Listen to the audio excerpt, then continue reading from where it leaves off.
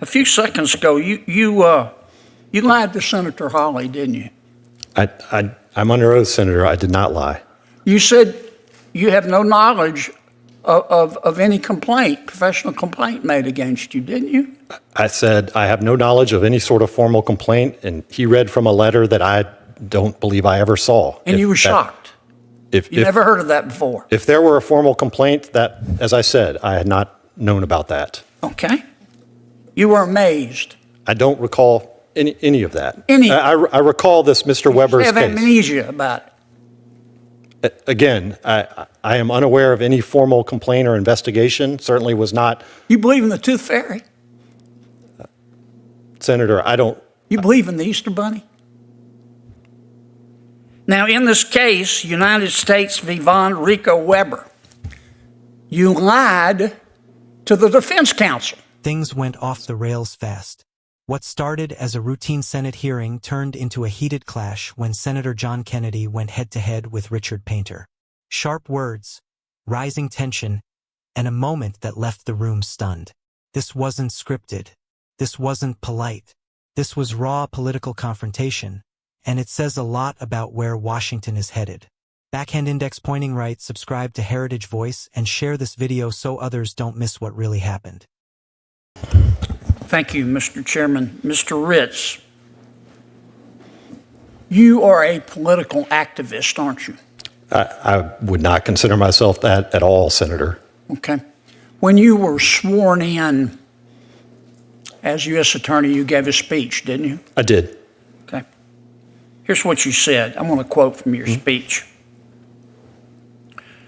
But you should know that justice for me is about more than putting people in prison.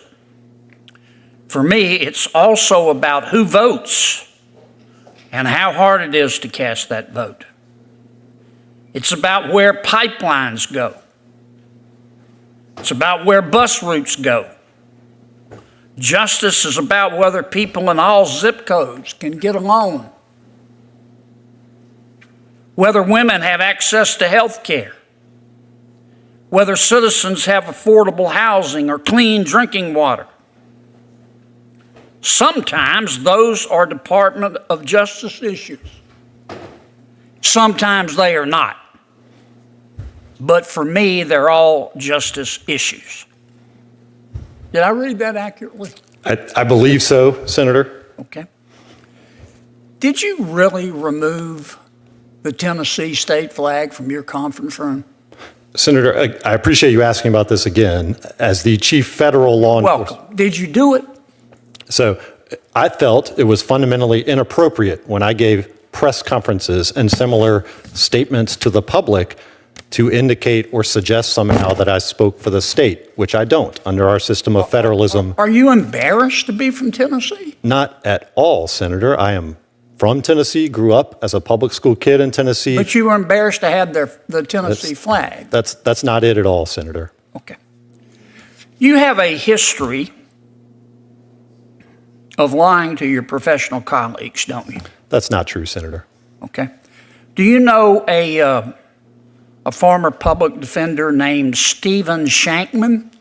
I knew him to a degree. I'm not sure we ever had any cases together. I knew who he was, yes. Well, in a private email, not meant for public consumption, to another one of your professional colleagues, this is what Mr. Shankman said, talking about your lying.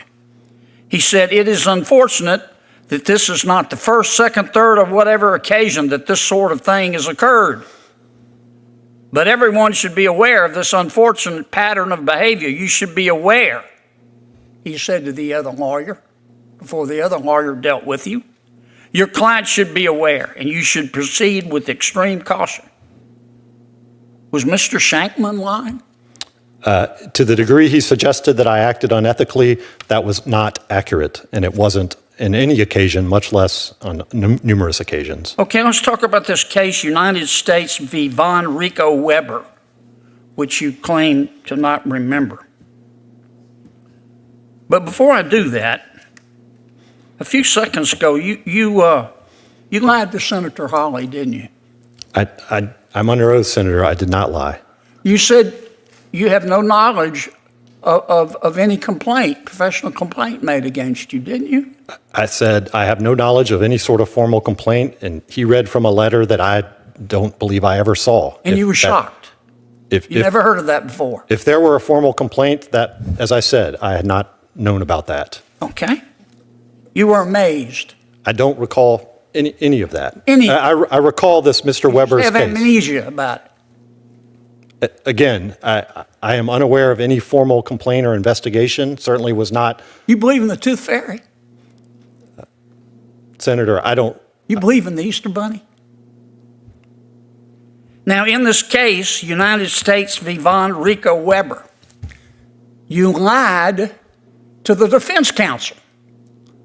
And the defense counsel then had to go before the court and withdraw a plea for his counsel. And a complaint was filed, about which you apparently have amnesia. And the Justice Department replaced you. And the lawyer from the Justice Department who replaced you, this is what the lawyer said. The new attorney said about you. He said, these allegations against Mr. Ritz are, quote, serious. And it is taken so seriously, referring to the Department of Justice, by our office. That is one of the reasons I'm here, and Mr. Ritz will be more than likely be taken off this case because of those allegations. End quote. You lied to Senator Hawley, didn't you? I didn't lie to the defense counsel in that case. I didn't lie today, Senator. Now, my good friend Senator Ossoff asked you if you'd follow the law. And you said, yeah. But if you're lying to us today, we're stuck with you, aren't we? Senator, I have not lied and did not lie in that case. You just have amnesia. I did not lie in that case. There was a written plea agreement with the entire agreement of the parties.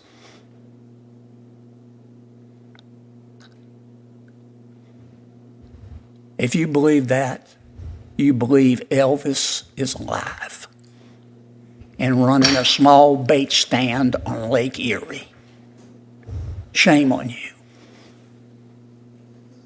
Mr. Ritz, I asked our staff here who review all sorts of nominees' qualifications and backgrounds, how it would be possible that someone could file a complaint against someone and they didn't know it. They said it is not uncommon at all for OPR to decide not to act on that letter of complaint and not to proceed with it and not even to notify the person accused. That's my understanding as well, but again, yes.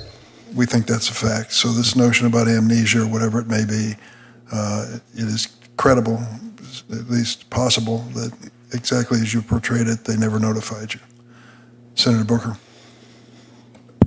Thank you, Mr. Ritz, for being here. I really appreciate it. Openly with Richard Painter, a former ethics lawyer and frequent critic of Republican leadership. From the start, the tension was obvious. Painter attempted to frame his testimony around ethics, accountability, and what he described as systemic failures in Washington. But Senator Kennedy wasn't interested in speeches or political lectures. He began asking direct questions, simple questions, and that's when the exchange escalated. As Kennedy pressed Painter on his claims and past statements, Painter fired back, accusing Republicans of hypocrisy and bad faith. Kennedy, visibly unimpressed, responded with his trademark dry sarcasm and sharp follow-ups. The back and forth quickly turned personal. Voices rose. Interruptions followed.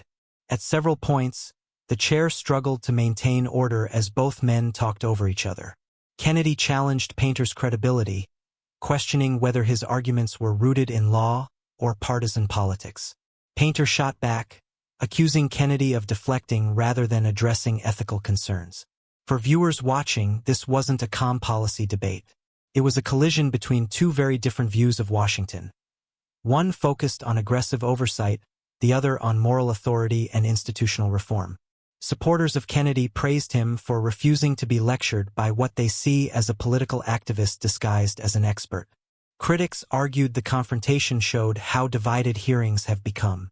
But one thing was undeniable: the moment was real. No prepared statements.